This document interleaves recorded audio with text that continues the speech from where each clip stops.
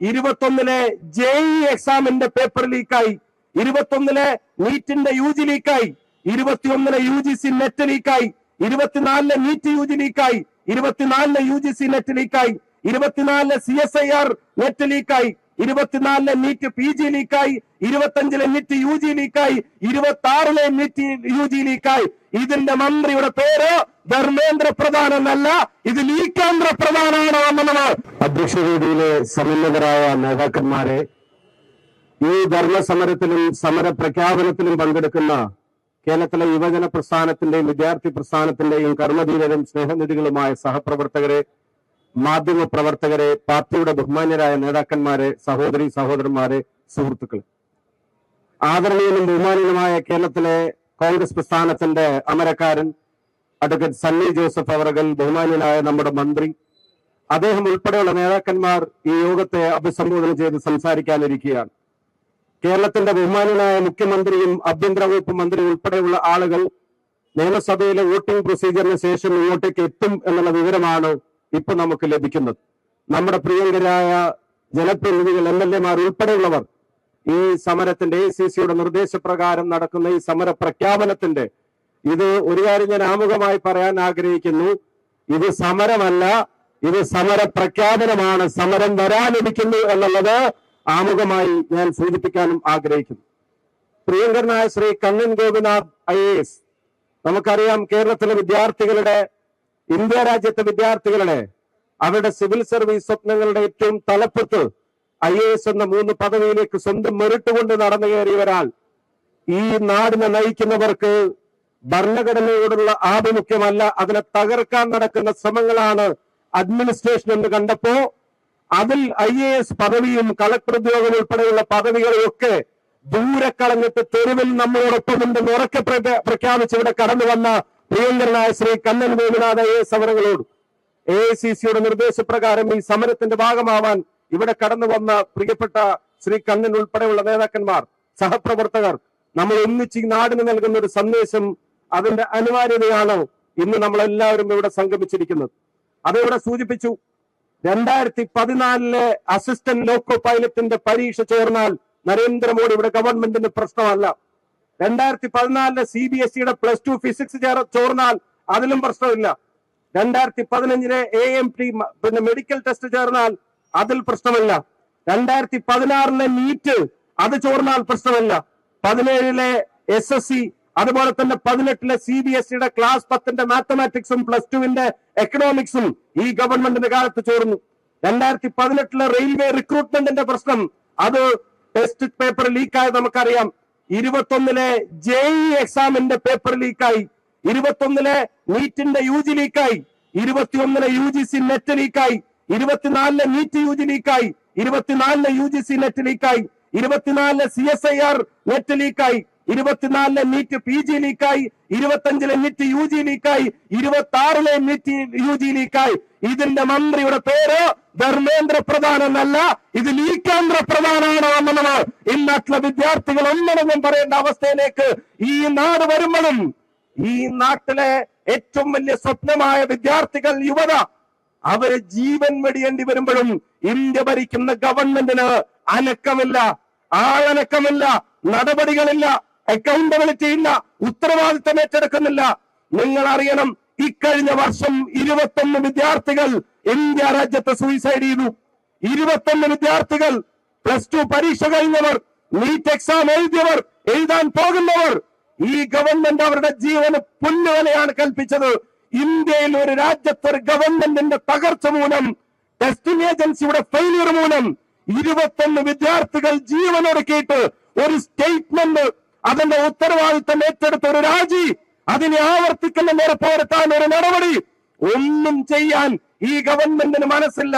അവർക്ക് ഈ രാജ്യത്ത് നമ്മുടെ നാട്ടുകാരിയായ കേരളത്തിലെ ഐജ എന്ന് പറയുന്ന ഒരു കുട്ടി, ആ പെൺകുട്ടി മരിച്ചുപോയി. അനു കീർത്തന എന്ന് പറയുന്ന കുട്ടി, അനിത എന്ന് പറയുന്ന തമിഴ്നാട്ടിലെ കുട്ടി, ആകാംക്ഷ ചതുർവേദി എന്ന കുട്ടി, ആ കുട്ടിയുടെ വാക്കുകളാണ് രാഹുൽ ഗാന്ധി പറഞ്ഞത്. ഞാൻ പരാജയപ്പെട്ടു പോയിരിക്കുന്നുവെന്ന് അച്ഛനമ്മമാർക്ക് കത്തെഴുതി അവസാനം ജീവനൊടുക്കേണ്ടി വന്നു. അവന്തിക മൗര്യ, നിക്കി യാദവ്, പ്രദീപ് മേഘൽ, അൻസിക പ്രദീപ്, റിമ ബീഗം, ഭാഗ്യശ്രീ, അതുപോലെ തന്നെ ഐജാമേഷ് ഞാൻ സൂചിപ്പിച്ചു. അങ്ങനെ 10-21 കുട്ടികൾ ഈ കാലയളവിൽ ജീവൻ വെടിയേണ്ടി വന്നു ഗവൺമെന്റിന്റെ ഫെയിലിയർ മൂലം. ഒരു കുട്ടിയുടെ ജീവൻ രക്ഷിക്കാൻ ഈ ഗവൺമെന്റ് നടപടികളുമായി വന്നു. രാജ്യത്തിന്റെ പ്രധാനമന്ത്രി വന്നു, രാജ്യത്തിന്റെ പൊതുവിദ്യാഭ്യാസ മന്ത്രി വന്നു, രാജ്യത്തിന്റെ അന്വേഷണ സംവിധാനങ്ങൾ വന്നു. നേരത്തെ ഇവിടെ പ്രിയപ്പെട്ട കണ്ണൻ ഗോപിനാഥ് അദ്ദേഹം സൂചിപ്പിച്ചു, നാട്ടിലുണ്ടായ ലീക്കുകളുടെ എണ്ണം 10 വർഷം കൊണ്ട് 89-ലധികം ചോർച്ച ഈ ഗവൺമെന്റിന്റെ കാലത്തുണ്ടായി. അതിലും 48 തവണ കുട്ടികൾ റീടെസ്റ്റ് എഴുതേണ്ടി വന്നു. 22 പരീക്ഷകൾ അത് റദ്ദു ചെയ്യേണ്ടി വന്നു. 67 ലക്ഷം കുട്ടികളെ ഒന്നിച്ചു ബാധിച്ചതുവരെയുള്ള പ്രയാസങ്ങൾ ഈ ഗവൺമെന്റിന്റെ പരാജയം മൂലമുണ്ടായി. 2 രൂപ മുതൽ 30 ലക്ഷം രൂപ വരെ കൊടുത്ത് ഈ നാട്ടിലെ പരീക്ഷകളെ അട്ടിമറിക്കാൻ ഒരു മാഫിയ തഴച്ചു വളർന്നു. ഏറ്റവും ഞെട്ടിക്കുന്ന, ഏറ്റവും സങ്കടപ്പെടുത്തുന്ന ഘടകം സീറോ കൺവിക്ഷനാണ്. ഒരൊറ്റയാള് ഇതിന്റെ പേരിൽ പ്രസിഡന്റ് തുറങ്കലിൽ അടച്ചിട്ടില്ല. ഒരൊറ്റയാള് ഇതിന്റെ പേരിൽ ഒരു പണിഷ്മെന്റ് കൊടുത്തതായി ഈ നാട്ടിൽ അറിവില്ല. ആകെ താൽക്കാലികമായി സസ്പെൻഡിനെയോ റിമാൻഡ് കാലയളവിനെയോ ജയിലിൽ നിന്ന് ബെയിൽ കിട്ടി ഇറങ്ങിയാൽ പിന്നെയും ഈ പണി ചെയ്യുമെന്ന് പ്രഖ്യാപിക്കുന്ന BJPയുടെ MLA-മാർ ഉൾപ്പെടെയുള്ള ആളുകളെ നാട്ടിൽ കാണേണ്ടി വന്നു. രാജ്യത്തെ കുട്ടികൾ ജീവനെടുക്കുമ്പോ ഇന്ത്യയുടെ പ്രധാനമന്ത്രിയുടെ ജോലി എന്താ? രാജ്യത്തെ കുട്ടികൾ 21 പേർ ജീവനെടുക്കുമ്പോ ഇന്ത്യയുടെ പ്രധാനമന്ത്രി TMCയെ പിളർത്താൻ നടക്കുകയാൽ, ഇന്ത്യയുടെ പ്രധാനമന്ത്രി ശിവസേനയെ പിളർത്താൻ നടക്കുക, ഇന്ത്യയുടെ പ്രധാനമന്ത്രി ആം ആദ്മി പാർട്ടിയെ പിളർത്താൻ നടക്കുക. നിങ്ങൾ അറിയണം, BJPയെ RSSനെ അതിനെ തകർക്കാൻ ഈ നാട്ടിൽ അവരുടെ ഭരണകൂടത്തിന്റെ ഈ നാട്ടിന്റെ ഭരണഘടനാ വിരുദ്ധ നയങ്ങളെ ചോദ്യം ചെയ്യാൻ, രാഹുൽ ഗാന്ധിയുടെ ലീഡർഷിപ്പിന്റെ കാര്യത്തിൽ സംശയം പ്രകടിപ്പിക്കാൻ ഇവിടെയുള്ള ചില CPM ഉൾപ്പെടെയുള്ള ചില കക്ഷികൾ പ്രാദേശികമായ പ്രസ്ഥാനങ്ങളൊക്കെ എടുത്തു പറഞ്ഞിരുന്നു. വേറൊരു മുന്നണിയെ പറ്റി പറഞ്ഞിരുന്നു. ഇപ്പൊ രാജ്യം തിരിച്ചറിയുന്നുണ്ട് നരേന്ദ്രമോദിയുടെ ഭരണഘടനാ വിരുദ്ധതയെ, അമിത്ഷായുടെ ഭരണഘടനാ വിരുദ്ധതയെ, BJPയുടെ അജണ്ടകളെ, RSSന്റെ അജണ്ടകളെ, അതിനെ നെഞ്ചു വിരിച്ചെതിർക്കാൻ ഇന്നാട്ടിലെ ചെറുപ്പക്കാരൊന്നിച്ച് തെരുവിലിറങ്ങാൻ ഇന്ന് കേൾപ്പുള്ള പ്രസ്ഥാനമുണ്ടെങ്കിൽ, ഇന്ന് കേൾപ്പുള്ള ഒരു നേതാവുണ്ടെങ്കിൽ അത് രാഹുൽ ഗാന്ധിയുടെ കോൺഗ്രസ് ആണോ എന്ന് ഇന്നാട്ടിലെ വിദ്യാർത്ഥികൾക്ക്, യുവതയ്ക്ക് ബോധ്യപ്പെട്ട രാഷ്ട്രീയ കാലാവസ്ഥയിലാണ് നമ്മൾ മുന്നോട്ട് പോകുന്നത്. അതുകൊണ്ട് അദ്ദേഹം നമ്മളെ വിളിക്കുന്നു. ഓഗസ്റ്റ് 9-ന് ഡൽഹിയിലേക്ക് നമ്മളെ വിളിക്കുന്നു. നാട്ടിലെ ലക്ഷക്കണക്കിന് വിദ്യാർത്ഥികളെ വിളിക്കുന്നു, യുവജനങ്ങളെ വിളിക്കുന്നു. ആ സമര പരമ്പരക്ക് തുടക്കം കുറിക്കുകയാണ്. ആ സമര പരമ്പരകളോട് ചേർന്ന 40 ദിവസത്തെ സമര പരിപാടികൾ മണ്ഡലത്തിലും ബ്ലോക്കിലും ജില്ലയിലും സംസ്ഥാന തലങ്ങളിലും യൂണിറ്റ് കമ്മിറ്റിയിലും സർവകലാശാലകളിലും കേരളത്തിന്റെ തെരുവിൽ യൂത്ത് കോൺഗ്രസ് ഉണ്ടായിരിക്കും, കേരളത്തിന്റെ തെരുവിൽ KSU ഉണ്ടായിരിക്കും, കേരളത്തിന്റെ ക്യാമ്പസുകളിൽ ഒരു കൊടുങ്കാറ്റായി KSU പ്രസ്ഥാനം, തെരുവിൽ ഒരു കൊടുങ്കാറ്റായി യൂത്ത് കോൺഗ്രസ് പ്രസ്ഥാനം ഈ സമര രംഗത്തുണ്ടാകും. ഞങ്ങൾ വെറും ഭരണവിലാസ സംഘടനക്കാരെ പോലെ ഭരണം കിട്ടുമ്പോ ഉറങ്ങിക്കിടക്കാൻ ആഗ്രഹിക്കുന്നവരല്ല.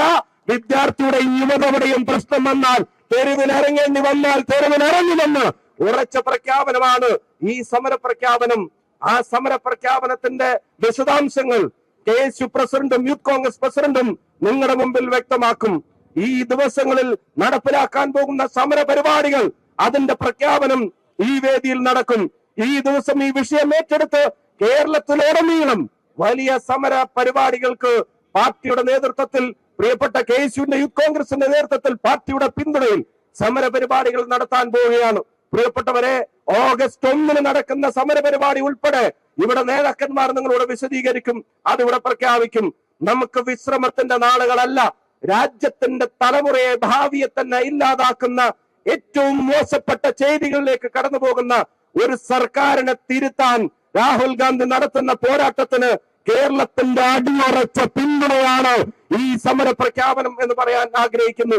ഇതിന്റെ ഭാഗമായി ഒരു ചെറിയ കാലയളവിൽ 2-3 ദിവസത്തെ അപ്ഡേറ്റ് കൊണ്ട് ഇവിടേക്ക് കടന്നു വന്ന പ്രിയപ്പെട്ട KSU പോരാളികൾ, പ്രിയപ്പെട്ട യൂത്ത് കോൺഗ്രസിന്റെ സഹപ്രവർത്തകർ, പ്രിയങ്കരായ തിരുവനന്തപുരത്തെ യൂത്ത് കോൺഗ്രസിന്റെയും KSUവിന്റെയും സഹപ്രവർത്തകർ, മറ്റു ഭാരവാഹികൾ, നിങ്ങൾ എല്ലാവരെയും KPCCക്ക് വേണ്ടിയും കേരളത്തിലെ വിദ്യാർത്ഥി യുവജന സമൂഹത്തിന് വേണ്ടിയും സമരാഭിവാദ്യങ്ങൾ അർപ്പിക്കുന്നു. ഇത് ഞാൻ ആവർത്തിച്ചു പറയുന്നു, ഇത് സമരമല്ല, ഇത് സമരത്തിന്റെ പ്രഖ്യാപനമാണ്. ഇത് സമരത്തിന്റെ ഒടുക്കമല്ല, ഇത് സമര പരമ്പരകളുടെ തുടക്കമാണ്. വിട്ടുവീഴ്ചയില്ലാത്ത പോരാട്ടത്തിന്റെ നാളുകൾ നമ്മുടെ മുമ്പിലിരിക്കുന്നു. നിങ്ങൾക്ക് എല്ലാവർക്കും സമരാഭിവാദ്യങ്ങൾ. നന്ദി, നമസ്കാരം. ജയ് ഹിന്ദ്.